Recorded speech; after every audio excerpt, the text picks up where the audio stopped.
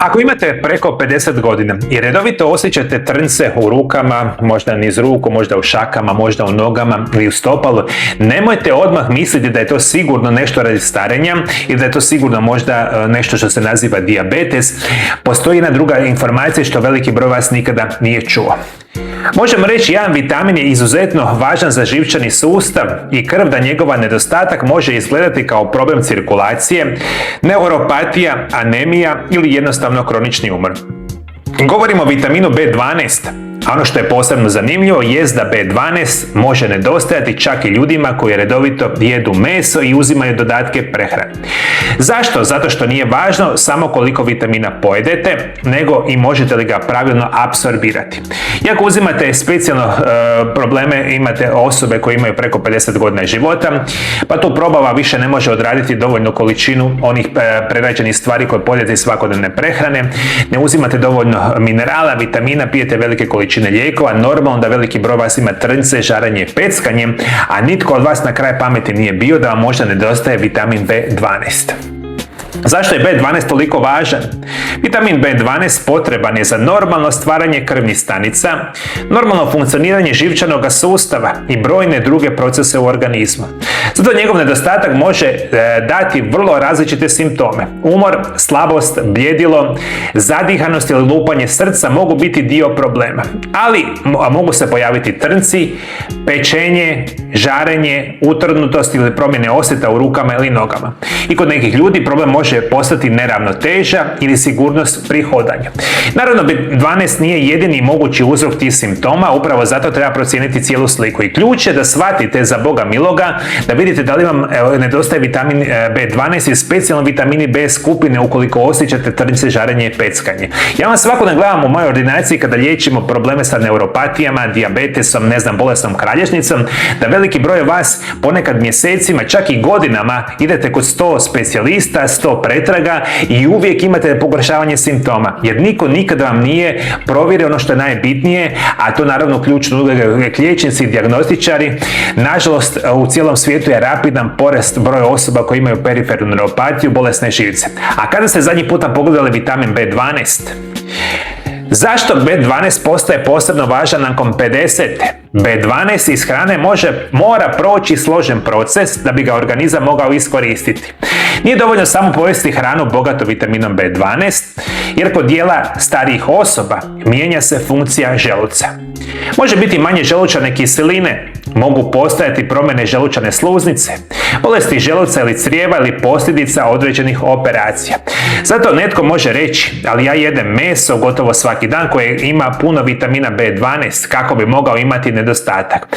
Zato što su unos i apsorpcija sasvim drugačija stvar i budite 100% sigurni nakon 50. godine života sve što jedete, i ako jedete super zdravo, vaše tijelo nije u stanju to preraditi u svoje tijelo. Da još to jednostavnije shvatite, pojedete komad organskog mesa, pojedete kvalitetnu, jetrice, iznutrice, pojedete kvalitetno povrće, u njemu ima puno minerala, vitamina, proteina. Vi kada ste to pojeli sa 20 godina, vaše tijelo je izvuklo većinu minerala, vitamina i proteina, vlakana iz prehrane, sa 50 je to 50% manje, a sa 70 možda je 80% manje. Zato je ključno voditi računa da onda uzimate uz sve ove kvalitetne namirnice i visoko kvalitetne dodatke prehrani koje vam tu mogu pomoći. Gdje se nalazi vitamin B12? Prirodni izvori vitamina B12 su uglavnom namirnice životinjskog podrijetla, a to će biti organska riba, organsko meso, organska jaja, organsko mlijeko i mliječni proizvodi. Dok pojedine iznutrice i školjke mogu sadržavati posebno velike količine vitamina B12.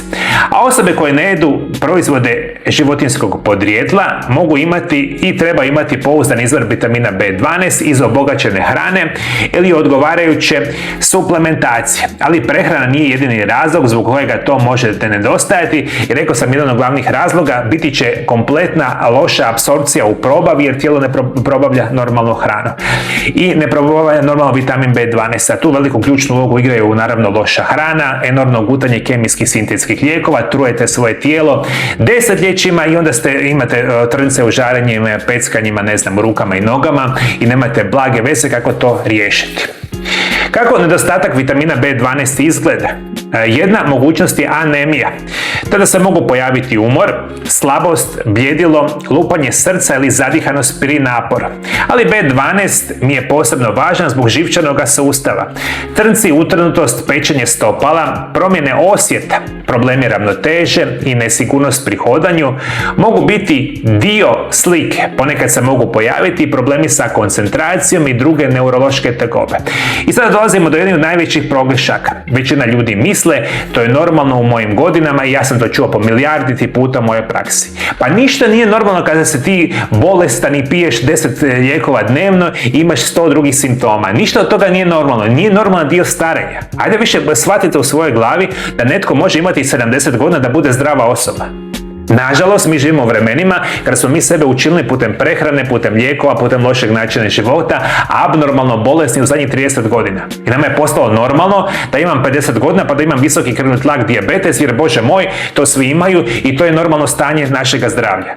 Apsolutno to nije, moji dragi gledatelji. Ono što vi ne shvaćate, zadnjih 5 do 10 godina svog života ćete provesti u teškim patnjama i bolovima, nepokretni, sa demencijom, inkontinencijom i toga niste svjesni. A sve krene možda sa 30 godina, 40 i 50 i krenete sa prvom jednom kemijskom tabletom dnevno. I šta se događa?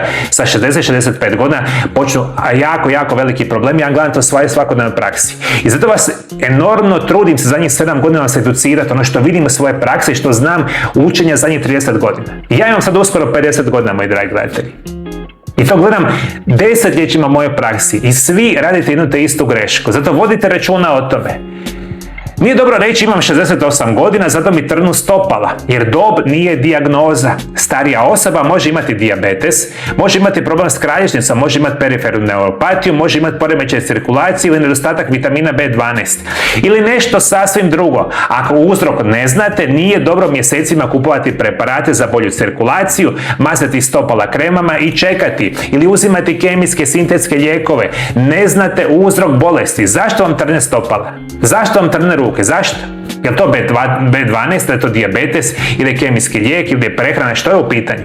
Ono što morate sigurno biti svjesni, ako trnjenje traje mjesecima i godinama, znači da je problem kritično loš. I šta god da ste sami radili, zajedno s vašim liječnicima ili sami kupujete loše dodatke prehrane i prirodne lijekove, onda morate voditi računa da će situacija biti još gora i gora i ne daj Bože u najkritičnijim situacijama. I nažalost onda se tek javljate u moju praksu.